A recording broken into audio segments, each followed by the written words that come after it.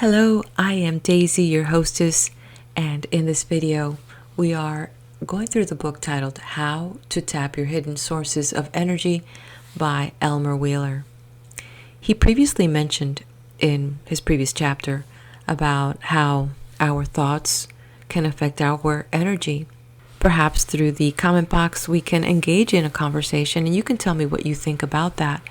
I mean, have you had moments where you were thinking thoughts that were not of an elevated nature, and you see that you had a corresponding energy, that you were in the slump, that you weren't moving as fast, or maybe you were just moping around because maybe you were depressed or you were sad or just not feeling it, but it was your thoughts that was really creating this whole chemistry in your body. I mean, he did say mind over body, and it's not something new that he coined. Also, he was following that chapter, he also mentioned that statistically America is a soft nation, and maybe you might get offended by that, but he did say that the mechanization has made people much more lazier. And he mentioned something that I did not do any research on, but I don't doubt it for some reason. I just kind of believe it's true, and I bet you those numbers are even higher, where he said that when we started getting more of the electrical appliances, he called it mechanization, and that there had been studies done showing an increase in heart attacks. And it's because people were not as mobile, because now they had all these conveniences, all these things that make it easier for people, that now they don't have to do that physical labor, that physical work. And I think that, well, we Americans, we take it to the next level. But personally, I think that, as a nation, we are overworked. And so we're just mentally exhausted. I don't know the medicine to that, but I do believe that we are. And I'm saying this because I have traveled out of the country. My parents are from the Dominican Republic, and people take siestas there, like during the week at work. People just take off. They're given enough time to go home, have lunch, and people actually take siestas and then come back to work. And my husband's from Czech Republic, and they have weekend cottages. They go away for the weekend, and they just disconnect. But we're not in America for some unknown reason. We don't have enough financial means to do that, or to relax, or whatever we get. It just seems like, I don't know, I think mentally we're browbeaten. But that'll be for another conversation, and maybe you can leave me your thoughts here on this post. But let me not go away from the topic, and even though it is about energy, let's stick with what this author wants to tell us, how we can tap into our hidden sources of energy. And hopefully, if you find that you're one of these people, maybe this book will help you, and maybe you can create something for yourself where you can maximize your energy. So with that, let's all move on now to chapter 16. Posture is important in conserving energy and in making it work for you. To be tall in life, think tall. We are upright animals. That is why we have backaches, sinus troubles, and a multitude of ailments that four-legged animals do not have. Yet there are ways to cheat your two-legged self and get the most out of your energy through a knowledge of how to conserve it and how to make it work for you and not against you, all by proper posture. One author on proper posture, Miss Marjorie Wilson, after a study of the subject, gives 3 importances to good posture. 1. The way you look. She claims that bad posture gives you a sagging, sad sack look, one of defeat, of being finished. What greater way do you know how to sap your mental energy than to look like a sap? Upright people look vital, full of promise. 2. The way you feel. Miss Wilson claims that slumping piles up a mashed heap of organs in your middle and prevents your vital organs from working efficiently. She says that uprightness gives your organs room to act and work efficiently. 3. The way you plan. Upright people look as though they know what it's all about. and therefore gain attention. This saves them energy trying to gain attention, for in standing tall, you invite immediate attention to yourself. How true this is. A person walks upright into a room, head held high, chin a neat slant, and the eyes of all focus on that person, giving instant attention, saving that person reams of energy trying to gain attention. We make a fine appearance and we get places in life when we radiate this upright attitude in dealing with others, in getting along with people. Read Elmer Wheeler's new book on this subject, How to Put Yourself Across, published recently by Prentice Hall Inc. A quick way to a straight stance. Say the backache experts, if you will lie down on a firm bed or rug for just 2 or 3 minutes several times a day, you will get a straight stem-like body, uncurled and unslumped. Simple trick, isn't it? If you'll do it, and most of you will do it, for in doing this stunt, your entire bone structure straightens out due to the firmness or hardness of the surface. Your organs are then given a chance to breathe and to work with least expenditure of your energy, unlike the soft bed that might lovingly accept your fatigued body but does little else for your posture. Rod Fletcher Associates of Dallas, Texas, now produce an adjustable bed. It raises your feet if you want, or your head, or both, into positions of great relaxation and luxurious posture, but at the same time, the adjustable bed can be made to straighten you out. Such beds are all recommended to conserve energy and to stockpile your pep, vigor, and vitality, keeping it below your Plimsoll mark of fatigue, tension, anything that robs the body of energy. Head high, chin up. If you walk with head high, chin up, you will be taller. Do you know you shrink almost 3/4 of an inch each night in huddled up sleep? Sleep restores. A recent survey by a life insurance firm showed that a full night's sleep appears to be the vital factor in the body's process of regeneration. After all, there is something to the yarn of the Sleeping Beauty. So, each morning, stretch just like your cat or dog. Stretch to the ceiling. It takes only a moment, but elongates you, gives room for the organs to function easier and with less energy burning you up. It sets you in motion for the day. Walk with head high, chin up, as I was trained in the Marine Corps, where they made me wear my hat low to my eyes. In order to see, I had to hold my head high, a neat trick you can play on yourself. People who walk tall command instant attention. They look important, they radiate authority, they give confidence. And they do it all so easily without fussing, fuming, or demanding, all of which burns up energy and saps you of vitality. If you can win over a person this way easily, why slump into a room, into a meeting, looking like an unmade bed, hoping to gosh you can sell someone an idea on your mind or get yourself across with others? You have made a handicap of yourself by your posture. The smallest size dictator knows this great power of uprightness. He stands tall, well, as tall as he and a hat manufacturer's tall hat can make him, and he knows another trick to save time in winning over others. He stands above people. He lords over them. A dictator once said, "Give me a balcony and I'll sell the people anything."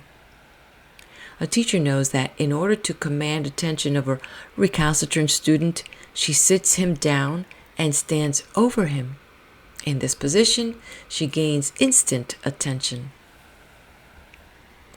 Your daily invisible exercise. If your tummy is way out ahead of your chin, suck it in. Harden it. How? By one trick I learned during my Fat Boys book days, and also advocated in our newest edition, The Fat Boy Goes Polyunsaturated.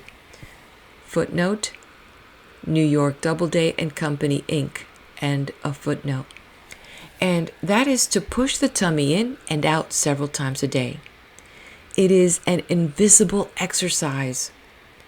As you wait for a bus, push the tummy in and out. As you walk around a buffet getting food, push the tummy in, then out.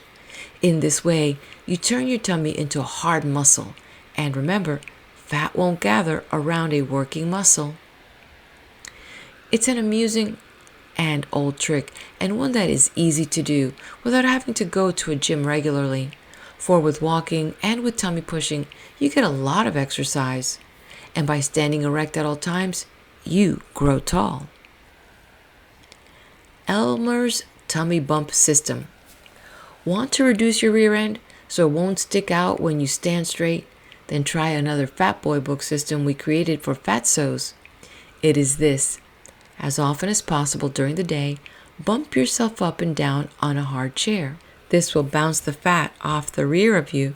To be sure, the fat won't leave the body, for it just shifts around, but at least it won't be stockpiled on your rear. Ever see a big rear on a truck driver or a cow puncher? You certainly don't, for it is bounced off. In bouncing up and down on a hard chair, you loosen the fat and you harden the rear into sound muscles. And again, remember, fat won't gather around a muscle. One warning, don't be caught bouncing up and down. You might be considered fit for a rest home, for the person who catches you bouncing may not realize why and what you're doing. But don't let this stop you. Bounce the fat away. And you will be able to stand more erect and not worry that a size 64 rear end is weighing you down. 3 leading doctors. A recent meeting of executives in New York City, it was pointed out that these tired bosses need 3 doctors. Dr. Diet, Dr. Quiet, Dr. Merriman. The spine is a faulty design. Let's face it, our spine is a faulty design. Our backs were originally designed by the Lord for quadrupeds and not bipeds. In man's evolutionary process through which he assumed an erect position and began walking on 2 legs, everything was compensated for except the back.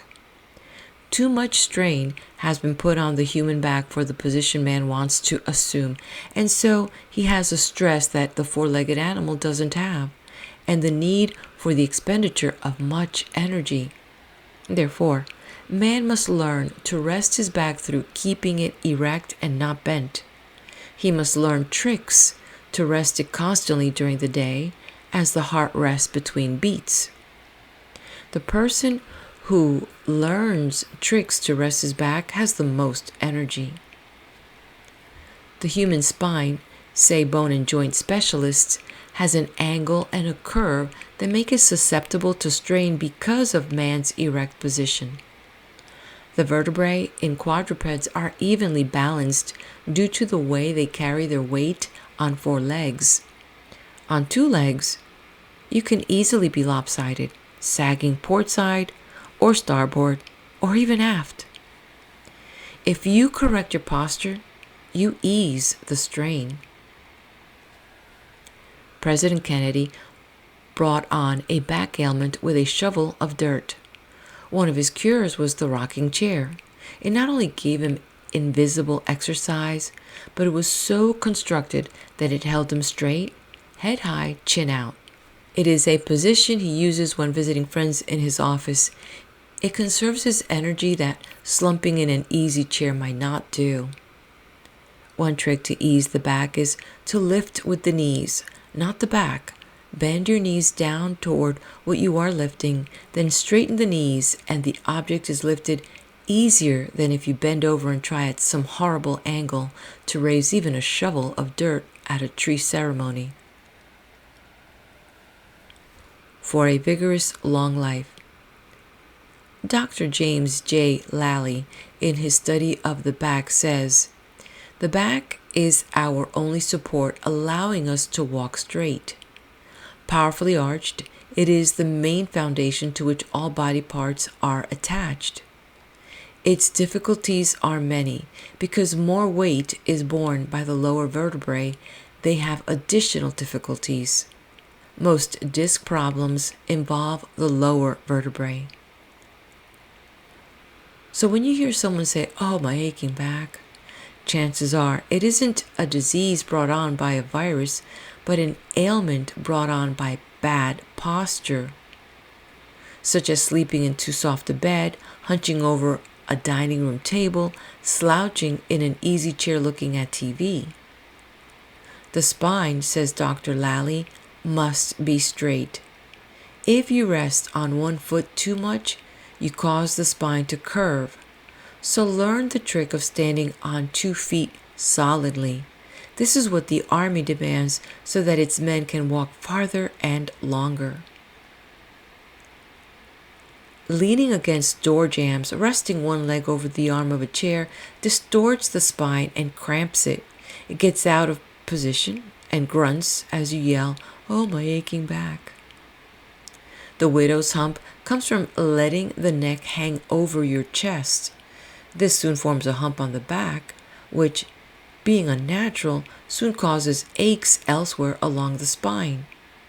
You may cramp a nerve and get a pain even in the neck, or a headache in reaction, all of which saps energy. Lordosis is a sway-backed spinal condition. It produces a person who looks like a mare after years of being overloaded. This distorts the head, tires you out, so you see, most backaches are our own fault. Few come from natural causes, such as arthritis or rheumatism, but most come from our lazy way of standing, sitting, and walking. Things we can control to conserve our energy and to give us easier movement and thus burn up less energy. It is one thing to have a chronic backache from damp weather or some virus. It is another thing to bring on backache from carelessness in our posture.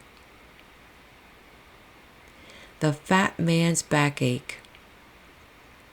One other cause of backache that we can control comes from obesity. The fat man with a paunch has his back distorted.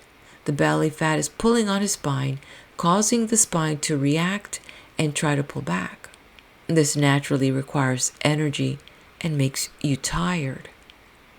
Get your weight down and you'll add energy. Test this idea. Carry a 25-pound sack or chair or box around for 10 minutes. Then set it down. Suddenly you feel good.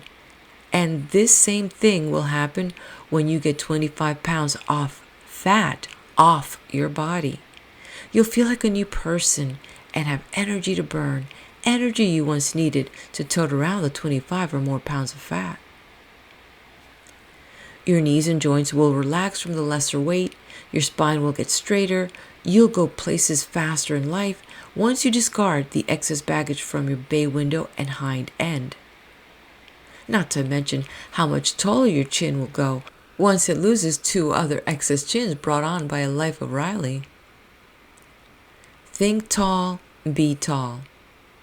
Since your mind can control the body, learn to think tall. In so doing, you'll be tall. Doctors say that 3/4 of backaches are caused by poor posture. Only 1/4 is caused by diseases. Therefore, practice good posture, stand tall, walk tall, and lastly, think tall, and you will be tall in life. Chapter Success Story. A young crippled girl living in a large eastern city makes her own excellent living and has found a new zest in life, all without leaving her own home. Reading has always been her chief pastime, and remembering her own pleasure in the stories and rhymes told by her mother, Joan decided that other children would enjoy those same stories.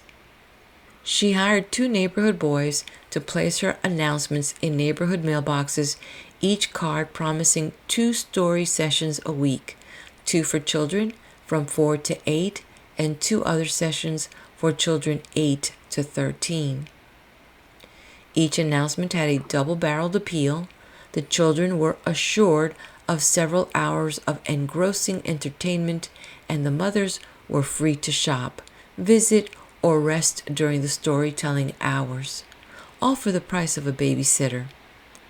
Joan's business was a success from the start. She told stories, put on plays with the children acting each simple part, and finally she began creating her own stories. For the older children, Joan created serial stories, giving a chapter each time to close the season. The plays are slightly more elaborate. Because she is a practical, reasonable girl, mothers are glad to leave their children with her, and the children look forward eagerly to their story sessions. Joan has 2 unbreakable rules. 1. The children must be well, with no colds or other ailments. 2. The mothers must leave a slip with the child's name and that of the family doctor and his number and the name and telephone of one parent or other responsible relative. She has no lack of clients, nor is she bored on the job. She has taken an interest in life. She works 6 afternoons each week and takes in from $50 to $85. She has never publicized her ventures beyond the initial batch of announcement cards and doesn't wish her name to be printed here. Many people could do the same thing for other mothers and children, she says. Chapter Thought. You never heard a lion say, "Oh, my aching back." Only we humans have this complaint brought on by careless posture. End of chapter. I'm going to continue on to the next chapter here on this video, so if you haven't done so, hit that like button. Sit back and relax as I flip the page to chapter 17, titled The Oriental Way to Energetic Life Through Ancient Yoga. A quote by Epictetus. Exercise yourself in what lies in your power. End quote. Yoga is thought by the layman to be the practice of exercise, such as sitting cross-legged. But that's just the Western image of this ancient philosophy. Yoga goes deeper. It goes into the practice of control of the brain, body, and the nerves to get the most out of your energy, and it can be used in part to add much to our lives in the modern hectic times we are in. Let's investigate yoga for ideas which can give everyday people vim and vigor. What yoga teaches us. Here are some of yoga's teachings. The devotee of yoga claims the body is a good servant, but a bad master. They mean by this that we are seldom masters of our thoughts, but once we do set our mind on something, the body reacts faithfully. It is only necessary then to know more about ourselves so we can better direct our bodies in proper action to keep our energy. Yoga claims that our weakness is that we think too much on thoughts of others rather than creating our own thoughts. In this way, we are the servants of others and not our own masters of what to do to keep up vigor in life. For example, one way to lose energy is to spin around others' ideas rather than to formulate our own ideas of what to do. Yoga teaches us how to concentrate on our own desires and troubles, sticking to one thing and not drifting around hit and miss. How to concentrate and hold to our thoughts on one idea at a time. For when the sun rays concentrate through a glass, they can set a fire. The same with our thoughts. To concentrate on them builds up burning energy inside of us. Think of energy, and you get it. What is love? Love generates energy. Watch a person not in love. He mopes around, But once love comes to him, he is all action, and people remark, where did all that energy come from? What then is love? Swedenborg says, man knows there is such as love, but he does not know what love is. One ancient described love as kiss, couple, beget. Polarity is another old name for the act of love, meaning a chemistry of two things going toward each other. Yoga means union of little and all things. All color, they say, is a modification of white, and all sounds are a modification of one tone that the Chinese frequently call the great tone.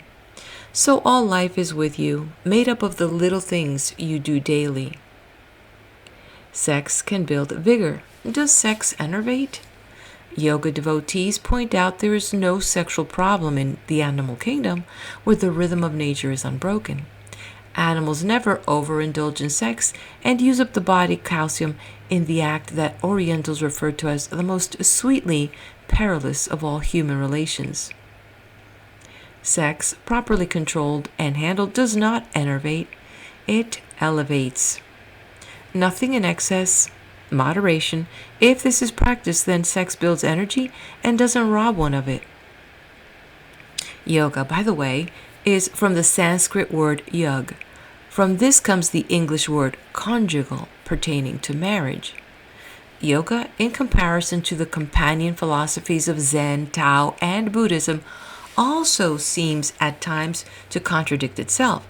Yet the devotee will explain, you find yourself by losing yourself.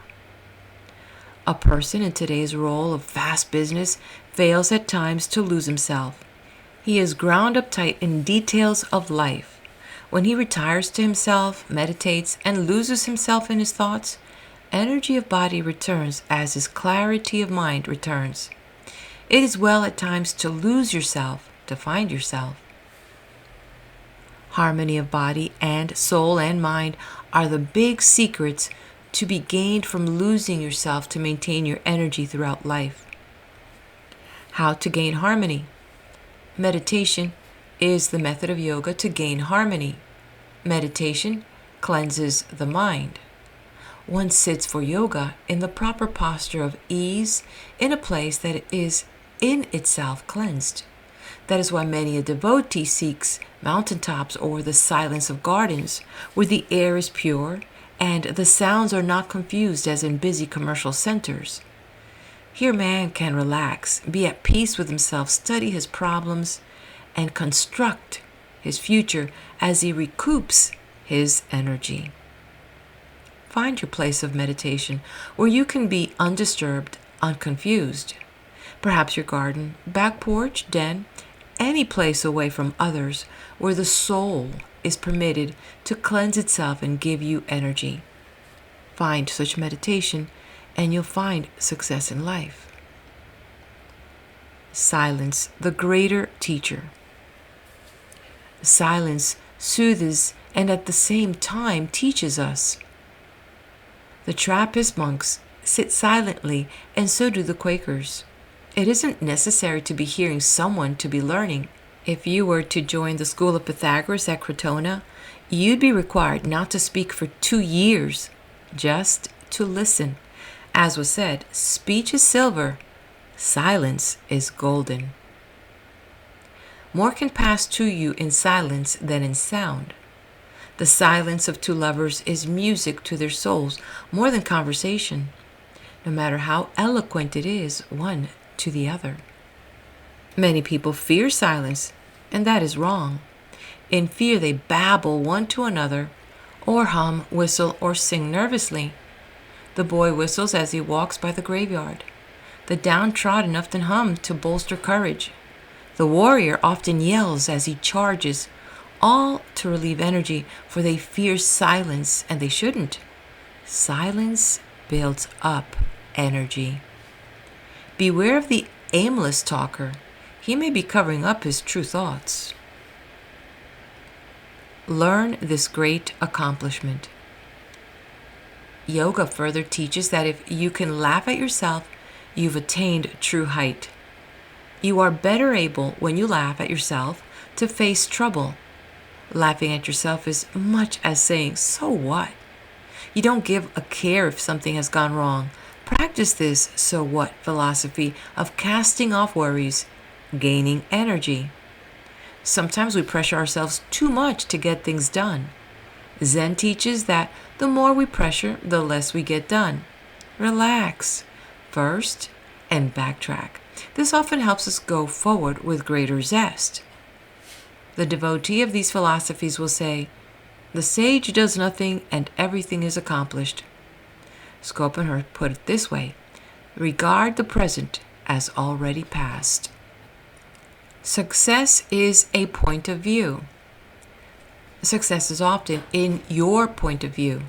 If a boy holds a dog's tail and the dog pulls away, who then is pulling the dog's tail?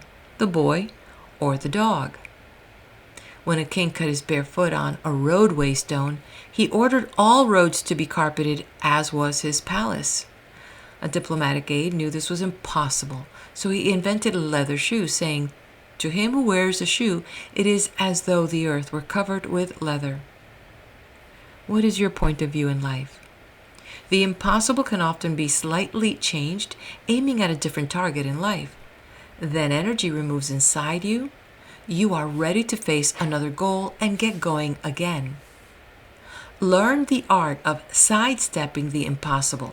Sidestepping needless expenditure of labor is an art the wise put to good use. Learn to sidestep difficulties, and you'll have energy left to go onward. Another great yoga teaching. Yoga also teaches detachment. To understand a problem, the devotee teaches you to detach yourself from it. Only the judge, detached from the case, can give forth with his best judgment. He can then see both sides of the argument. If you detach yourself from your harassing problems, you'll solve them with least effort and expenditure of valuable energy. Learn this great secret of yoga, detachment. The game is often more interesting if you have no attachment to either team. Sitting on the sidelines of your problems helps you answer them. Find your hidden wealth. Many yoga followers believe in pre-existence. That is, you were someone else before you are what you now are. You were once born and reborn, perhaps many times. You've lived another life previous to your present one. Devotees of this argument point to such as Mozart, who at age 6 composed music. They said, where could he have learned if in a previous existence he hadn't composed music? Perhaps inside you are hidden wealths. Find them, bring them to the surface.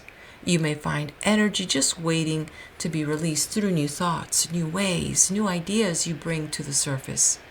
Your body vibrates. Yoga teaches that the body vibrates, as do all materials. Each piece of us vibrates, one to the other, much as metal vibrates inside itself. The way to hear your own vibrations is through silence, meditation. In so doing, you hear yourself. You gain strength. You become energetic once more. It's a sort of self-medication. Meditate. Speak to yourself. Listen to the answers. You may hear gems of wisdom about yourself that will help you restart your lost energy. Only in silence can you hear things unheard in today's commercial din. Take nothing for granted. It is said the only golden rule is that there are no golden rules. It is a pretty way to say nothing to be taken for granted. So when someone says you are old, passé, that you cannot possibly do a job and to give up, retire and conserve your energy, laugh at them. There are no rules that can't be broken, even the rule that you are sick and dying. In Singapore, the Chinese go to death houses. These are places they go to when the doctor gives up. Here you are to die in peace and among friends, and within the horrible hearing of the carpenter's hammer and saw as he makes coffins for those soon to die. But many persons, upon hearing the wailing of relatives or the chit-chat of friends gathered round, are roused.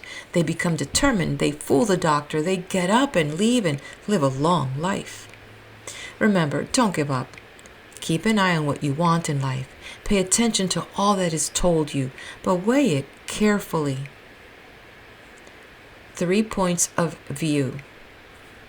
The best story I know to emphasize this philosophy of not giving up too soon is that of 3 men, each told they had 6 months left to live. The Irishman said, "I will go to Ireland, kiss the Blarney Stone and my relatives, and prepare for my departure." The Italian said, "I will shake hands once more with the Pope, eat spaghetti with my friends and relatives, and be ready to leave this earth." They both then asked the Jew what he planned to do, and he said, "I'll see another doctor." The postures of yoga. The postures of yoga are many, some 80 all in all, but one posture predominates called lotus pose. It is designed to relax the body and give the soul a chance to speak up. Practice this simplified version of the lotus pose. Sit on the floor with legs stretched out in front, behind the right leg at the knee, and place the foot under the left thigh, using your hands to do it. Now bend the left leg and place the left foot under the right leg. The order in which the legs are bent may be reversed if you wish. Keep the body balanced and easily erect. Extend your arms so that the wrists rest on your knees, palms turned upward. The tips of the thumbs should touch the tips of the index fingers with other fingers laying straight out. The chin is held high to rest the spine, and the spine is erect. The eyes are made to gaze steadily into space, to invite undisturbed thoughts. Certainly, this is a posture that will invite energy to create itself inside your body, for it relaxes you completely. One who thus sits for half an hour, then stands on his feet, is refreshed in energy of body and mind. This posture of yoga gives utmost relaxation so that the inner vibrations of the body can be most free. The soul eases, the body relaxes, the breath comes in greater rhythm, and the entire body is in utmost harmony. Only then can thoughts flow freely, the body be rejuvenated. The Great Sphinx is a picture of relaxation. It relaxes all who look on as it rests majestically outside Cairo. The Sphinx is in utter rapport with life, as you should be. Your body's lightning rod. Why the straight spine of yoga, you ask? It is said that the spine is our lightning rod of the body and brain, for it brings down heavenly thoughts to relax the body, saving our strength for things that require it. The postures of yoga likewise permit us to breathe properly, to gain strength and inner energy. The air in this way can be fully drawn into all corners of our lungs. So learn to stand and walk and sit erect. Keep the spine straight, uncramped. Keep the chin high. You'll expend less energy as the day goes on.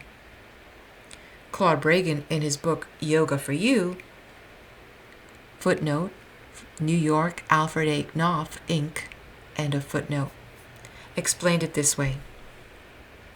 The spinal cord needs to be undisturbed, to be straight so as not to pinch off nervous energy.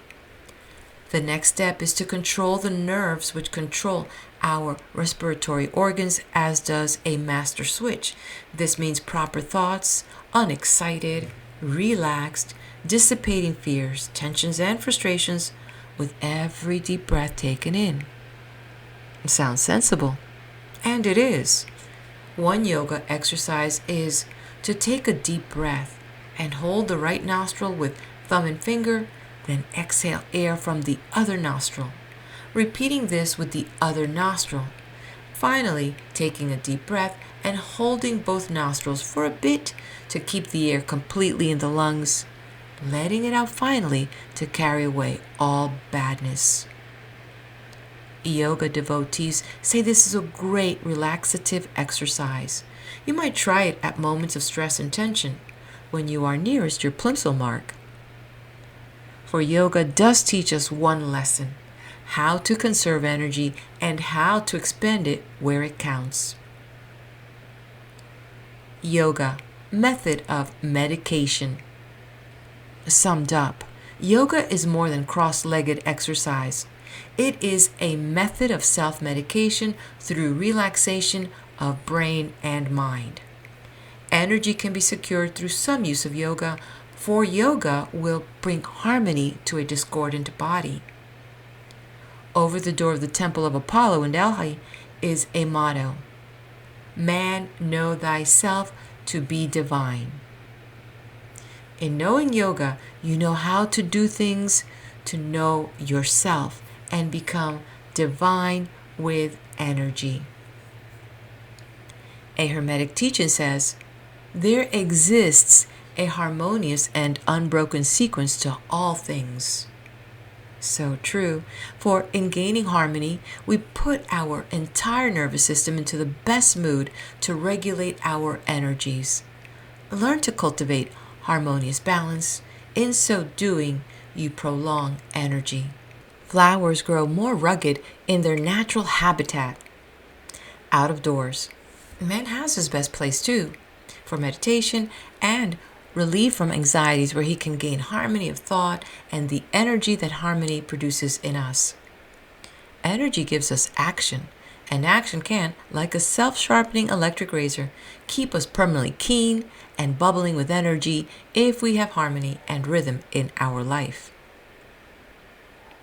Chapter Success Secret. Artists as a group are not noted for their energy. They work in a manner or less relaxed mood hidden from the world of commerce, yet one for most artists is filled with energy. He must have it, else how could he have such a gallery of famous men and women, including Jack Benny, Sophie Tucker, Maurice Chevalier, and others on constant display?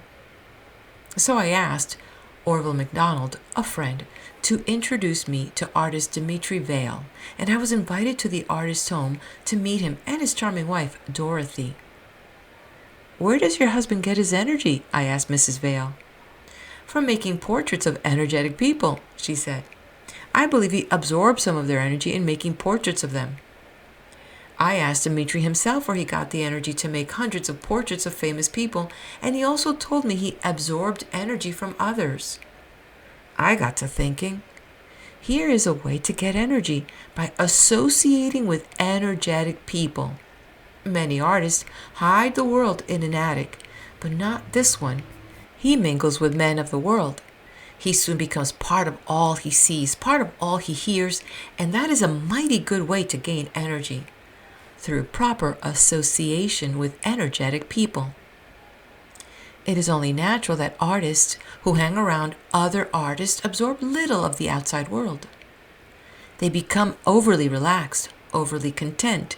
But when they go into the world, as did Dimitri, and mingle with business tycoons and famous personalities of stage and screen, they become part of this world.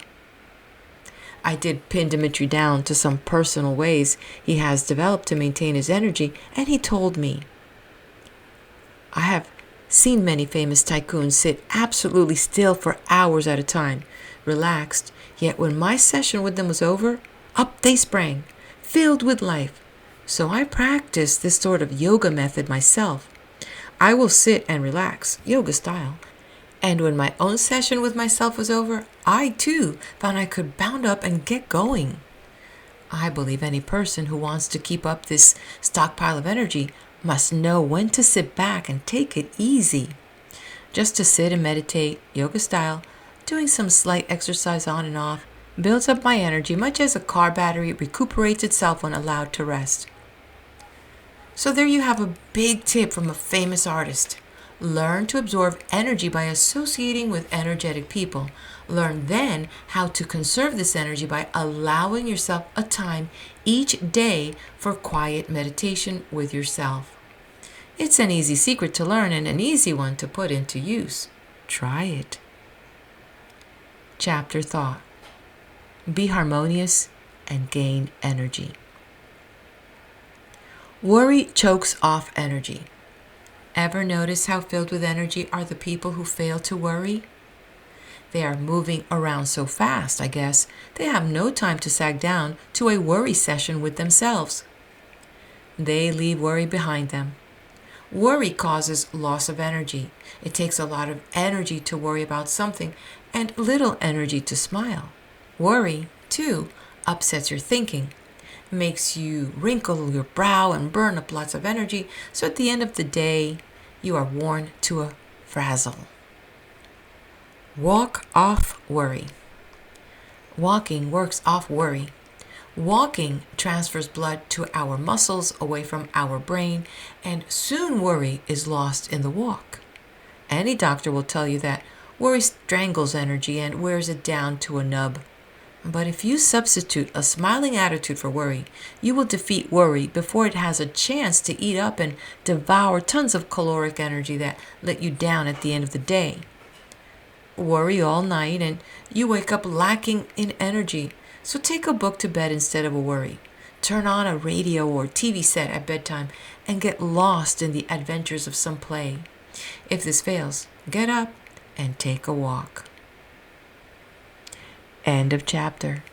Meet me at the next video as we continue on with the book titled How to Tap Your Hidden Sources of Energy by Elmer Wheeler. Before you do that, be so kind, hit that like button and leave me a comment. Let me know your thoughts on this chapter.